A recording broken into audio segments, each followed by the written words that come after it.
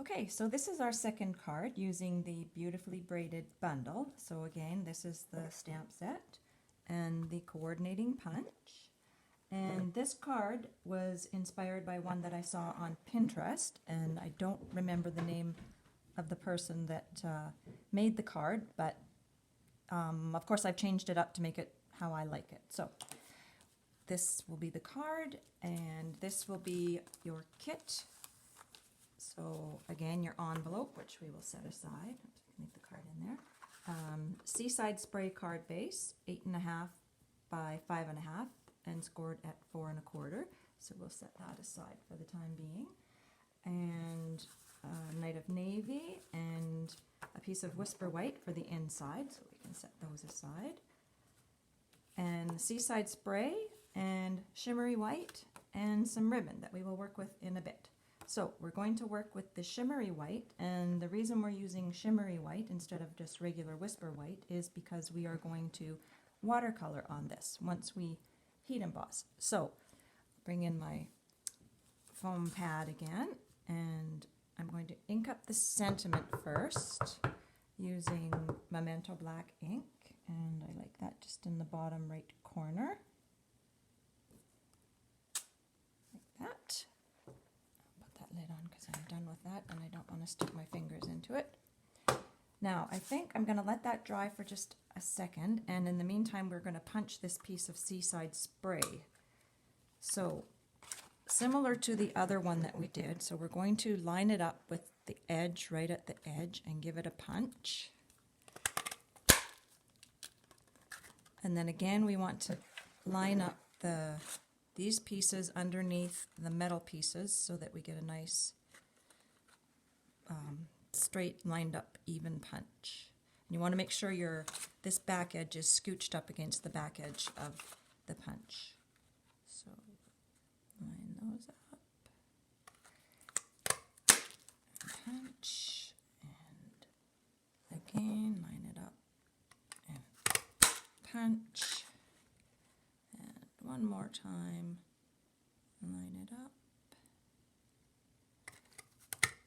and punch.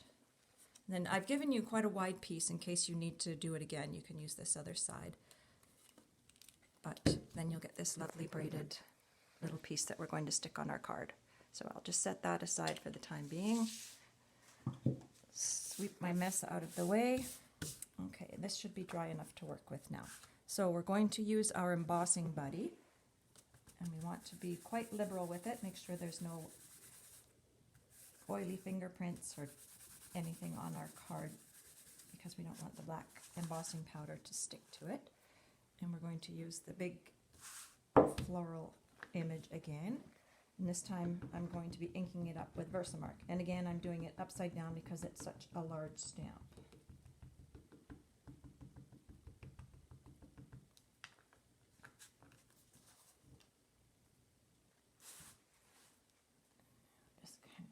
Sorry, I got to put my head in here for a second. There we go. And then because it's Versamark, I like to hold it just a little bit extra just to make sure it gets nice and fully stamped onto your paper. Okay, so there we go. Peel that off. I'll just move that foam pad out of the way. And now I'm going to add my black embossing powder.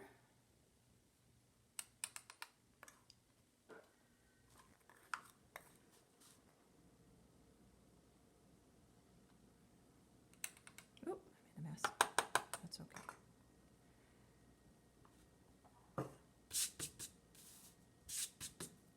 So it will look like this, and then we're going to use our heat tool to heat and melt that, but I don't want you to have to watch me do that. So I have magically done one already that is all nice and melted and ready to color.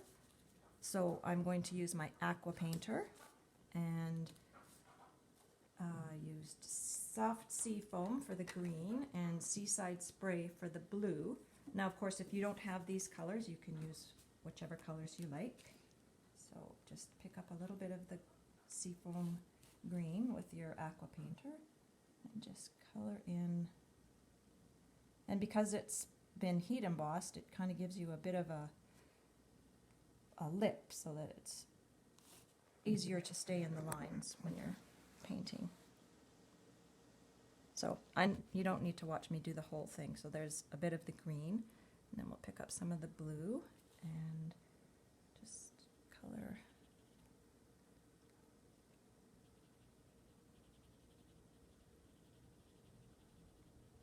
I tried to make it so that it was a little bit darker in the center and then lighter out towards the edges.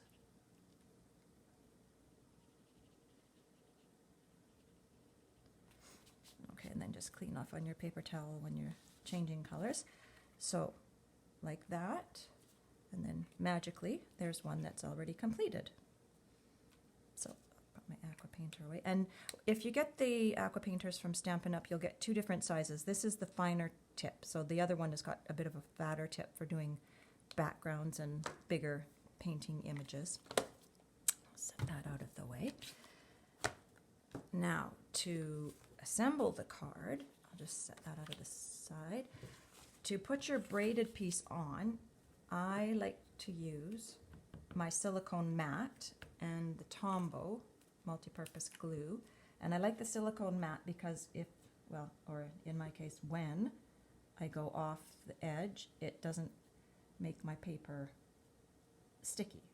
So if it gets on the silicone mat, when it dries, it just peels off nicely. Oh, see there? So if that was on my paper, it would get it all sticky. And I would recommend putting this piece on just in case you need to trim some of your edges. And you want to leave about 1/8 of an inch border. Yeah, see, this is a bit long. So I'll just take my paper snips, trim these ends off. There we go. That is like that. And I would also use the Tombow multi-purpose glue to stick down the shimmery white paper because it's a little bit warped from watercoloring it and it's thicker. So just put some Tombow on there. I should have been on my silicone mat because now that's going to be sticky. And that will go on your card like that.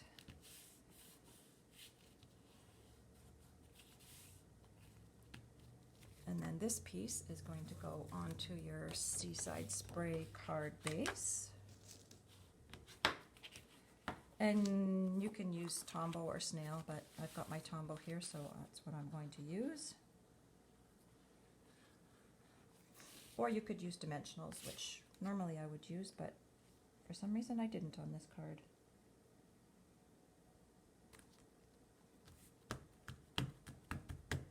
And then the ribbon, and you're going to notice in your kit, your ribbon is white. And you're going, what?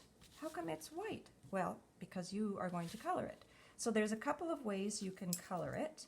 You can either use the blend markers, which I don't have the coordinating Seaside Spray blend markers. But if you did that, you would just color directly on your ribbon, and it'll dry fairly quickly. I am using a sponge dauber and my ink pad. So what you would do is just press your ribbon into the ink pad and slide it along.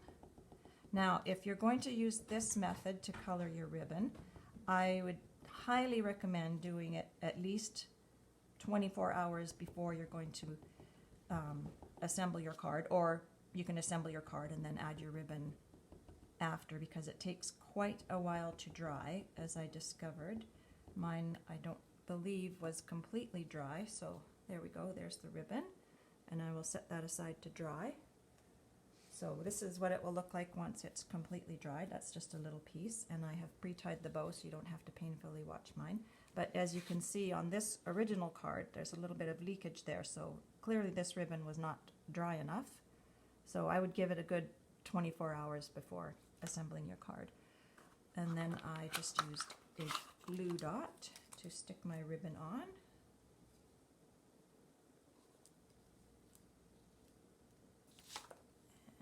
we'll stick that right there. And there's the finished card. So there's one with a little bit of ink bleeding, and there's one without ink bleeding. So yeah, let your ribbon really dry if you're going to do that. If you use the blends, it will dry quite quickly. I'm not sure how quickly, but a lot quicker than using the ink pad. So thank you. Oh, I forgot the white piece for the inside, of course. There we go. So thank you for watching, and we'll be back again.